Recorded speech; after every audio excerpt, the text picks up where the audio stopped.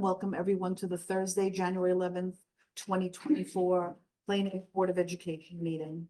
Will everyone please rise for the Pledge of Allegiance?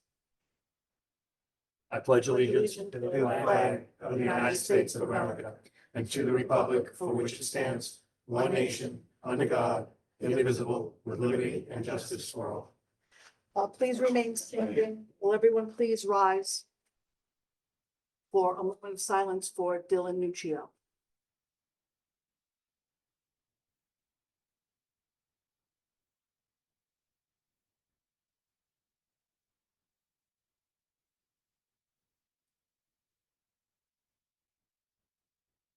Our condolences, thoughts, and prayers go out to the Nuccio family on their loss. Please be seated.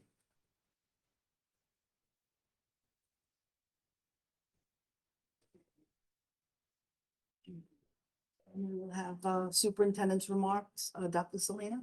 Happy New Year, everyone. Thank you for joining us on our meeting today, both here and remotely. Our pre-kindergarten registration portal is now open for those people looking to register for pre-K. Please start to fill out the paperwork. It's all done online. It's all electronic, and our office will contact you with any additional information. So please complete the information, upload what's necessary, and we look forward to having as many people attend as possible. Schools will be closed on Monday, January 15th, in observance of Martin Luther King Day. Our adult continuing education spring program, I know a couple people are already talking about it, will begin in late February. If interested, please keep an eye on our website. So what I'd ask now, we're just going to kind of review. We continue to expand the program on an annual basis, and some of these things are pretty exciting. There's some advanced level courses at this point in time. So I asked Ms. DiPiolo, Dr. DiPiolo, to please go through this at this point in time. So I will turn it back over to her. So as Dr. Selena stated, we continue to try to grow the adult education program, and we are constantly offering different classes to the community. So we see what, we try to see what they're interested in, what kind of gets the enrollment. As Dr. Selena said, Mr. Paris was talking about pickleball before. We are definitely continuing to offer pickleball, and we try to offer as many as possible because we schedule with TJ Burke the different between the sporting events. So we make sure that we're able to accommodate both adult ed and all of our high school athletics. So that's why sometimes they're in different buildings, and we have added, so we continue the ones that are really hot sellers, or like beginner and advanced pickleball. We have beginner and advanced cricket that have been popular favorites. We are offering this time around, for the first time ever, positive parenting workshops. We have competitive basketball. That is something that people have expressed interest in, so hopefully we get the turnout. We have been, we're continuing to do volleyball. That was something that the community had asked for, and we continue to get interest, so hopefully we will again this spring. And another new one is beginner guitar lessons. So one of our music teachers is going to do that. And another new one is going to be CPR, AED, and first aid certification. So people are actually going to have a choice. So it's going to run 2 days. So there's 2 different sessions.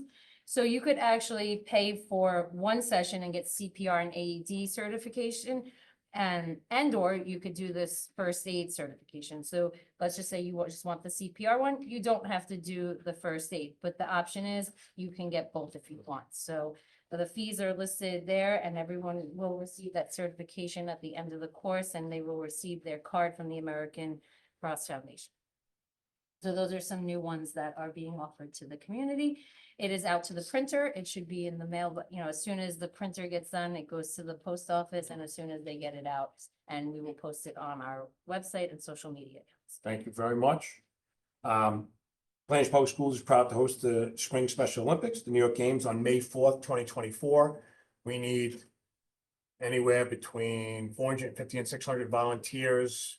We're going to be looking for as many people as possible. We'll be looking towards our PTAs to help us get additional people to come down. There'll be time slots, so the person can only give us a small period of time, or they can give us a whole day. We'll take it.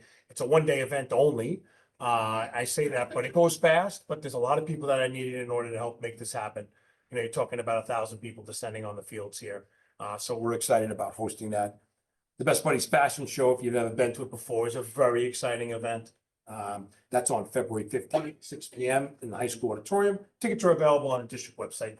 That concludes the superintendent's remarks at this point in time. Thank you very much and welcome back. Thank you, Dr. Selena. Mhm. Routine approvals, approval of the minutes of the December 5th, 2023 meeting. The minutes will be tabled to the next meeting as we do not have a quorum present to approve them. Warrant reports, do I have a motion to approve warrant reports 57 through 58, 60 through 61, 63, and 65 through 66? Ms. Townsend? Second, Mr. Paris? All in favor? Opposed? Abstain. Okay, 5 in favor. Treasurer's report, do I have a motion to approve the November 2023 treasurer's report? Mrs. Spagnolo, do I have a second? Mr. Paris, all in favor? Opposed? Okay, 5 in favor, motion passed. Discussions and presentations, we have the first draft of the 2024-2025 budget from Mr. Parazzo. You? Thank you. Okay, so we'll start off by taking a look at the budget planning calendar. As you've heard me say in the past, the budget planning process is a 7-month process that begins in November and ends in May with the budget vote. In early November, we start distributing budget information out to what we call our budget builders throughout the district. There are 15 or so of those who compile their portions of the budget. We in December rolls around, we provide Dr. Selena with a first draft of the budget, which he reviews over the December break, comes back and we incorporate his comments and corrections into the budget. And we find ourselves in January meeting, which is tonight, where we'll have the first draft of the budget. We'll have the Board of Education budget presented, as well as the transportation budget. February, we have one meeting in February, that's on the 6th. We get the second draft of the budget. You know, as the process moves along, we make changes as we meet with people, we review their budgets, we incorporate those changes into it. Vito Medina will present the fine and performing arts budget, and Bridget Murphy and Nicole Duffy will present the special education budget. March is our busiest month with the most presentations. We actually have 3 meetings scheduled for that month. We have the 5th, the 7th, and the 19th. You'll get the 3rd and 4th drafts of the budget. Tax cap calculation. TJ Burke will present the physical education budget. Brett Prochaska will present the facilities and operations budget. Lisa Lipaola and Kathy Honeyman will present the curriculum instruction budget. And then we have Guy LaValliant presenting the instructional administrative technology program budget, as well as the staffing budget. April comes along, we're beginning to wrap the process up. Dr. Selena will present his capital planning update and a capital proposition. We'll do the fund balance reserve plan presentation and a revenue projection budget. Board of Education is scheduled to adopt the final budget on April 11th. And that brings us to May. We have budget hearing on May 9th, and then we have the budget vote on May 21st and 24th this year. Board of Education goals. This is our goal to create a fiscally sound budget that maintains the integrity of our programs and follows New York State education law. That means maintaining our existing robust programs that we have, as well as keeping our current class sizes, and doing that all while living within the tax cap. As I said before, we have to live within a tax cap. The CPIU, which is the main driver of the budget, is greater than 2% this year. I believe the number was a little bit over 3%, but we're limited to 2%. We'll be developing the tax levy calculation over the next month, and we'll continue to adjust the budget as we go. Our adopted budget last year was $101,212,913. Our first draft budget this year is $105,969,000. That's a $4.7 million increase, or 4.7%. This is the format of the budget. This is one of the state reporting formats. It shows the budget by functional area, general support, instruction, pupil transportation, community service, and benefits. As you can see, the greatest dollar increases in instruction, obviously where it should be, 4.6% increase, and that's 57% of the budget. If you take a look at the benefits, we've had tremendous increase in benefits costs this year also, $1.4 million, 5.65% increase, and that takes up 25% of the budget. Those two areas alone account for over 80% of the budget.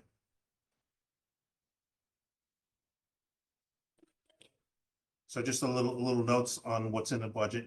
All positions in a 23-24 budget or in a 24-25 budget. Classroom sizes remain the same as the 23-24 budget. There's allowance for purchase of 4 buses within the budget. Health benefits have increased by 15% last year, and this coming year is projected to be that. That's a split between retirees and current employees. Current employees' benefits, healthcare went up by about 10%, and retirees' healthcare went up by 20%, about 20%. So it's a blended rate of about 15% between the two. They're two different insurance policies. General insurance is estimated to increase by 15%, and our TRS is going up by about 5% from 9.76 to 10.25, and the ERS went up 16% from 13.1 to 15.2%. And we'll continue to work to refine the budget as we go through the process. And again, we're early in the process. We do expect to work on this number and bring it down to a more reasonable amount. Any questions? As everyone recalls, we've been working on meeting with people. We'll start over the next month. People give us during the months of December. We need preliminary budget planning, basically forecasting what we're going to need in order to obviously keep our programs and our staffing in place. And now we'll meet with the budget builders, and we'll basically be reviewing what they're proposing, why they're proposing it, what's involved with it. We'll be bringing that back to the budget. As you know, on a monthly basis, we keep a change order sheet, so you'll be able to see where there are changes inside of the budget. We track those changes and post those for both the board as well as the public to see. Obviously, we're looking to produce the most sound budget, which will allow us to do the wonderful things that we do on a daily basis with all of our children in the community. One quick question. Did the executive budget come out yet? Like, No. is that early February or? We hope. Usually late. Well, it's gonna be late. Yeah. It's only late. it's used as a leverage point sometimes, with things that they're looking to do up in Albany. So we hope for it as early as possible, but it has come late over the past few years. Okay. So as soon as we get those numbers, we adjust our numbers. We do Right. forecast at this point in time, but the actuals are what we really need to see. We Yeah. need to see what the budget runs releases are. That's incorporated into the revenue budget. And then Obviously. the other thing is just in terms of like the ERS and TRS estimates, where do those kind of come? Is that something that you hear from those retirement systems? Yes. Okay. Yes, they tell you the budget between this range and that Got it. range, or they tell you it'll be this for the coming year. Okay. Obviously, it's based off of payroll, so as we solidify payroll, we'll be adjusting those numbers. Okay. Thank you. Thank you, Mr. Perazzo. Our business, do I have a motion to accept business items number? No. Oh, not yet, wait. Two more. Oh, two more, sorry. Sorry. Make them go quick. Yeah. I thought you were done. Sorry. Okay, so this is the Board of Education, but it's budget is a small component of the district's overall budget. It's really comprised of 2 budget codes, if you're following along, the function code 1010 and 1060. You can see that the budget is actually going down slightly by $1,300 from $131,000 to $130,000 for the upcoming year. Budget's broken out between several areas. We have contractual codes. The contractual codes are for the election machines and the election workers, as well as postage related to the budget. We have conference and travel going down $2,900. Board of Education likes to take advantage of educational opportunities between the national and state school boards associations, and so we budget appropriately for that. Memberships and dues is flat year over year. Those where we get our policy updates. for our board policies and as well as the memberships to the New York State School Board Associations and the Nassau Suffolk School Board Association. Materials and supplies, up about $400. That's where we budget for our ballot printing and tenure recognition. We have advertising, which is flat year over year. We're required to do various advertisements throughout the year, especially expensive during the budget process. And then the BOCES cost is where we budget for our bold and board doc systems that we use. Board docs is how we manage the Board of Education meetings, and the bold system is for the election system. And guess that's it on that one. Are there any questions at this point in time on this budget? Thank you, Peter.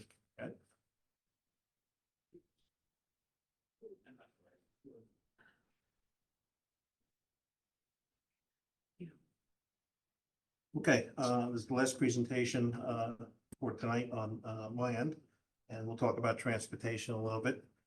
Transportation's budget right now stands at a $500,000 increase year over year. We'll talk a little bit about why later on, what we're looking to do. Let's just talk about how many students we transport on a daily basis. 85 at East Plain, 226 at Schwarting. John West, we transport 273, the middle school 724, and the high school 427. We transport 157 students to private and special schools, and contracted transport about 14 of our students. Middle school is highest number of students transported. Obviously, we have that's the lowest distance transported. That's a 0.26 miles. Students, we transfer anybody who Over Hempstead Turnpike. over Hempstead Turnpike, basically, is the number. We don't want children crossing Hempstead Turnpike. This is the number of bus routes that we run: 2 at East Plain, 10 at Schwarting, John West is 8, high school 14, middle school 18, and we have 5 athletic shuttles. In-house transportation for private and special schools, 25 routes, and outsourced transportation for private specials, 10 routes. This is what our staffing looks like in the transportation department. We have 1 supervisor, 1 dispatcher, 1 assistant dispatcher, also is a part-time driver, 1 clerical person. We have 34 hourly drivers, 2 mechanics, and 13 matrons. Our current transportation equipment, we have about a 50-50 split between large buses, which are 66 student capacity, and small buses, which are about 30 student capacity. Large buses, our oldest is 2008, newest is 2024. And on the small buses, our oldest is 2010 and newest is 2023. The 2008 bus, we don't necessarily get rid of them based on how old they are. We take into account the running condition and number of miles. So that 2008 will probably be the next to go, but it's still in good running condition. And your older buses are typically used for backup buses in case you have to, a newer bus is in for repair, but they're certainly all pass DOT inspection twice a year. This is a graphic representation of our current fleet. You can see that 1 bus out there, 2008, 2009. I want to point out the current column, the proposed buses. We're looking to possibly purchase a couple SUVs as opposed to the buses. We have quite a few routes where we transport a small number of children, 1 or 2 kids to a special school. And with the difficulty that we have recruiting bus drivers, we feel that this may be an opportunity where people may be willing to drive a school bus and feel more comfortable on the wheel of an SUV type vehicle. One of the major problems that we run into is basically recruiting bus drivers. It's a national problem. It's not just a local problem. It's not just us. And we struggle on a regular basis in order to cover the routes that we have. Our mechanics cover on average 3 to 4 days a week bus routes. So mechanics were hired to fix buses, not to drive buses, in the sense that we end up taking them and using them for that, and then we have to extend their days in order to do the mechanic work that they're actually hired to do. But that's part of where we are at this point in time. There's been 2 points over the past, since the opening of school, where we actually couldn't provide transportation until later in the evening for students that are located in, private settings that are outside. So Brian over in transportation has the unfortunate phone call to make to the parents to say, we don't have any bus drivers, we have high absenteeism today. So we are struggling with being able to meet the regular demands. So we believe that, going this route, it's a trend that's developing in the industry at this point in time. Using different types of vehicles in order to do these smaller runs will hopefully attract a different pool of candidates for people that are not looking for one, either to drive a minibus because they feel that even that is too large, or for those people that want to get air brake certified, which is driving one of our larger buses, because that's a different test as well. So, we originally spoke about, actually introducing more of them, but my recommendation is that we pilot this to see how this works and see what kind of pool of candidates we can attract. Because we are having a serious problem at this point in time, just meeting the regular routes that we're running at the schools at this point in time. And, but it's not just us. There are other school districts all over Long Island. We are also meeting with bus companies that basically offer services. And in order to try to get these mechanics to be back in the shop more often, all right, as opposed to spending time driving the buses, we try to, as you see, we sub out some of our routes. We try to sub out more of our routes. But the truth of the matter is, even the largest companies that we speak to don't have the workers in order to devote. So they actually turn down our offer when we show them the routes that we're willing to offer them at this time. So we are going to run into more and more complications as the years go by. The industry is not going to change. There's no expectation that it will. People are choosing different jobs. It's a big responsibility to get behind a wheel and have 66 people on a bus. So hopefully we can mix this up with vehicles and see if we can attract a different crowd that would be willing to take care of our legal responsibilities of providing transportation. Thank you, Peter. This is a chart that shows the types of fuel that our vehicles use. We've made a conscious effort to move away from the diesel buses. Over the past several years, we've bought typically gasoline powered buses, large buses included. Our fleet currently has 28 gasoline powered buses. We also have 6 total LPG liquid gas buses, and then we have 9 diesel buses remaining in our fleet, which will be phased out eventually. And this is it's 10 years of bus purchasing, what we've done, and it also shows our number of buses 15 years and older at a certain point. Currently, we only have 1 bus over 15 years. That's at 2008. And, showing that we're buying 4 buses this year, 2 large and 2 small. And this budget drivers. Again, we have 2 large and 2 small buses. The estimated cost about $456,000 for those vehicles. And we have contractual transportation, which we increased $500,000 this year with hopes of being able to provide some relief to our the current bus fleet and being able to contract that out. We'll know before the budget process wraps out whether that's viable or not. And that's Questions at this point in time from the board? Have you Yes. seen any other districts try the SUV route? Is anybody around here? the contractors. Contractors are- Contractors do. I think it was Long Beach had a couple. They actually use much smaller vehicles than I think that we're comfortable with. Some of them use like Dodge minivans. Right. I don't think we want to go that route, but one of the bus companies we spoke with does use the smaller SUVs for their routes. They make their drivers transition to a van or a bus after 2 years. It's kind of to get them in the door, get them used to running around, because, you'll have people that want to drive the SUV the whole time, and it's not really as beneficial to them as the buses. So, but It's the same type of licensing? no, It is. no, Well, it's a except for the different air license. brakes. Yeah, there's no air brakes.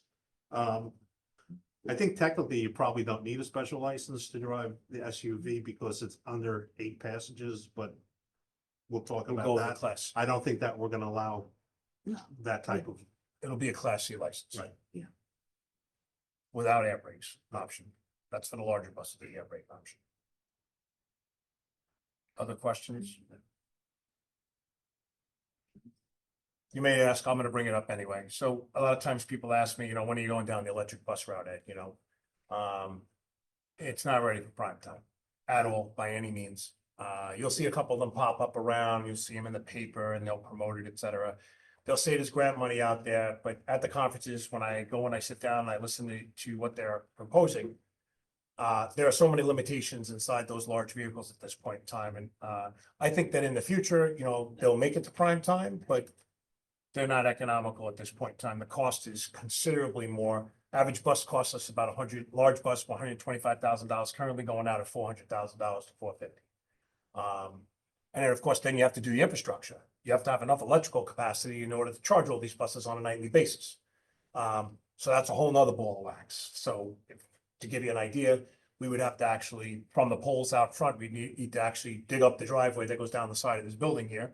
And we would need to bring in a large enough power supply in order to actually provide enough power to do this. I think it is the future at some point in time. I like the idea of it, but it's really underdeveloped at this point in time. And also most of the grant money out there right now is geared towards the higher needs districts. Yes. So you're not gonna see most of that. Yeah. At this point in time. So we're hoping, like I said before, we're hopeful in the future, but like I said, we've seen them, we go on them, they look the same way, but they're just basically one large bus of batteries. Underneath those floorboards is basically, it's an enormous battery, so you're riding a battery every day. So just how I wanted to put it out there, just so we're constantly looking to be progressive. We don't want to be bleeding edge, all right? We want to make sure that we're being appropriate, fiscally appropriate. It's not ready, and it's not going to be ready anytime soon. So when we feel confident about it, when a manufacturer comes out with something, we'll definitely, they'd be happy to drive over today and drop off a bus in front over here and say, come take a look at our bus. Bluebird they're all making them now. Everybody has There's one. not enough And they're at all the shows. You get to see them. But the reality, like I said before, it's just not fiscally appropriate at this point in time. And I don't think the government's going to be offering any more money initially. So we'll see what happens. If they do, we'll take advantage of it when it's prime, ready for prime time. Any other questions? Thank you. That's it. All right, thank you, Mr. Plaza. This is an evolution. Stand by. So we also Not a have, revolution, but we the have a calendar to evolution. talk about at this point in time, the proposed calendar for the board to consider and adopt this evening. So if you guys, the board has that calendar in front of them at this point in time. Do you guys have that to project at this point? So the calendar itself, as we take a look at it. So what we do, so as far as how do you build the calendar, obviously we have the restrictions of holidays that we need to take a look at. We also need to take a look at the number of days that are inside of the school year.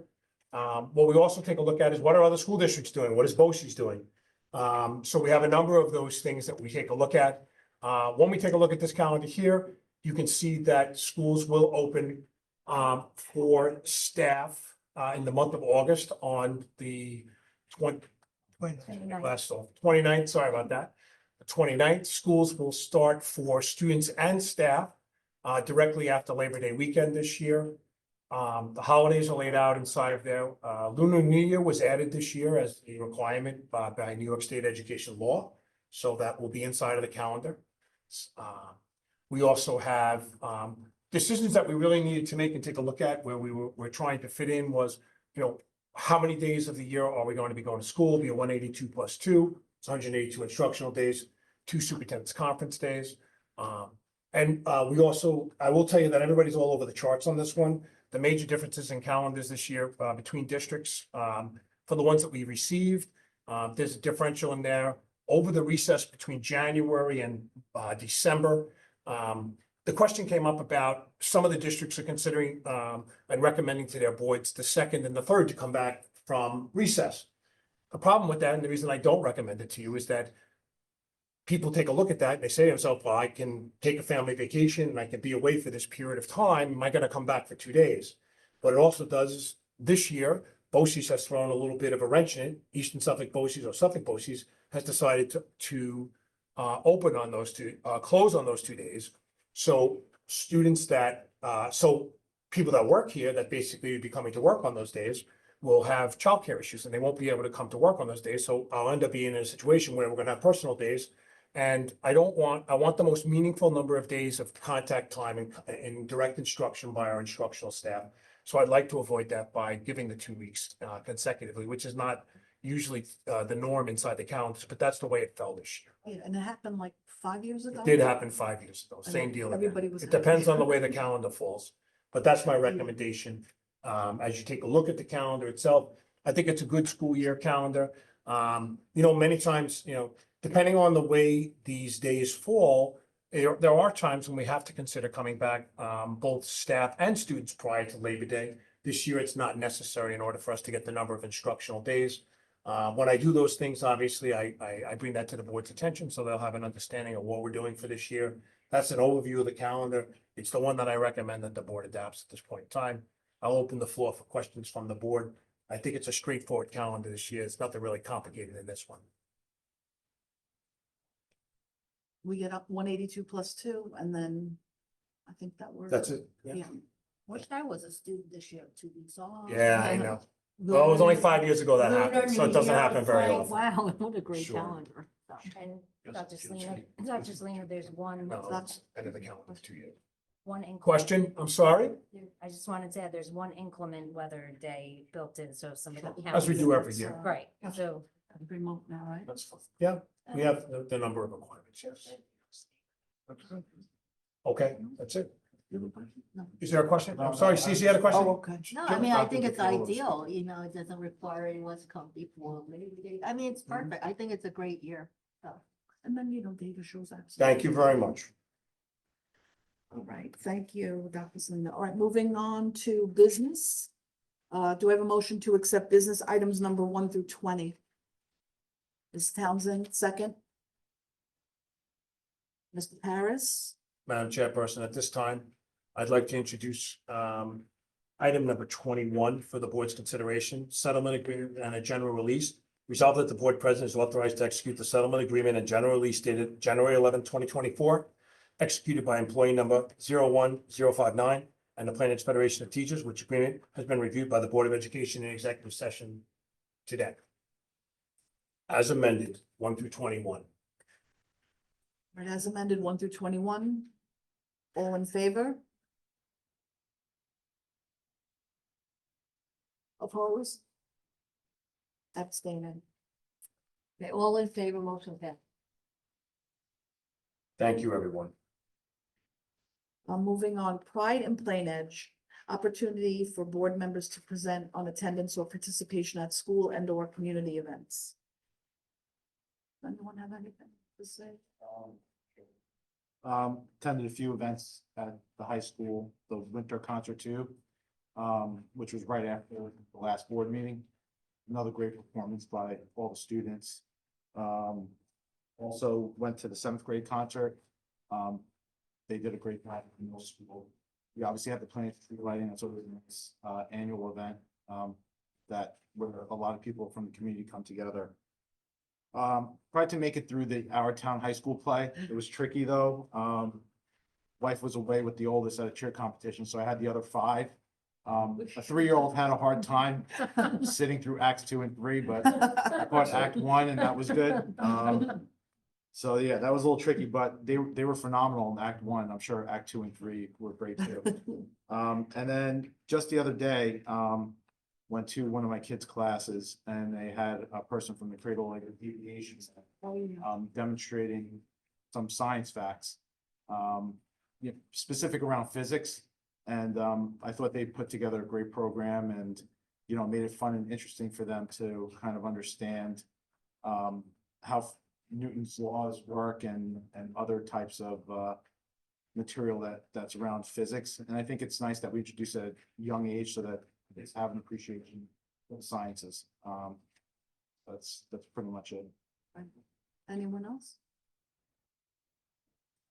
Okay, I just wanted to say thank you to all the community members for supporting the Nuccio family. And I guess the new year didn't begin the way that anyone hoped that it would. And just always realize that it's an ongoing thing when you're dealing with grief and the loss of a child, especially in a community like this, everyone came together and really, I still see them standing at the crash site and being able to offer that support. So I think that that's something that to think about every day, because you just don't know what the next day will bring. And don't forget about them, because it's been a couple of days and all of a sudden it turns into months and a year and more, and they still need that support. So thank you to everyone for everything that they did. And, I wish more can be done, but I know that the school district did an amazing job. The high school, I was up here a couple of times, and the security was outstanding. The crisis team was outstanding. Neighbors came and brought coffee to them, and students that came out and families that came out were very appreciative and touched by the outpouring, because they needed the support, and a lot of people just didn't know what to do. So I want to thank Dr. Selena and his team, and for everyone that did the best they could. I mean, it's only been a week and 2 days or 3 days now, and so it's rough, but Thank you thank very you. much. Okay. New business. At this time, we're going to table the new business because we have important business topics that we would like to go over, but we're going to wait until February's meeting. And then old business, there is no old business. Informational reports, do we have any questions on the informational reports? And now opportunity for public comment. All comments are directed to the Board of Education President. Each speaker is limited to 2 minutes in total, and each speaker is expected to use the microphone and clearly state their name. And thank you. Hello, good evening. Perry Fuchs, President, Planners Federation of Teachers. Nice to see you this morning, this evening. Just a point of information. I know that you were discussing TRS and ERS percent increases. I think it's important that the board understands really quick, and the public understands, that TRS is one of the best pension systems in the state. It's over 86% of it is actually funded by return on investments, not the public tax dollar. About 7% over the course of the history of TRS is 7% is funded by taxpayers, and about 7% over the course of the history of TRS is funded by employees themselves. Actually, TRS is a fantastic tool for our economy too, because 80% of pensioners actually stay in New York State and put that money back into the economy of New York State. So it's a great system. And yes, the amount goes up and down. Sometimes the district pays 0%. Sometimes they've paid as much as 20%, but it does fluctuate. And the only people who really don't benefit from TRS is Wall Street, because they make less percentages on the investments that we make. They're not making as much commission. So Wall Street would prefer we go away from TRS. But as far as the state's economy is concerned, TRS is incredibly important. So like I said, that percentage goes up and down, but the public and the board should be aware that over 86% is return on investment and not taxpayer dollars. So just want to let you know. Thank you, Mr. Fuchs. Any additional at this time? Any additional comments? Okay, do I have a motion to adjourn the meeting? Ms. Townsend, second. Mr. Spagnolo? All in favor? Opposed? Abstaining. Five in Thank you, favor, everyone. motion passed.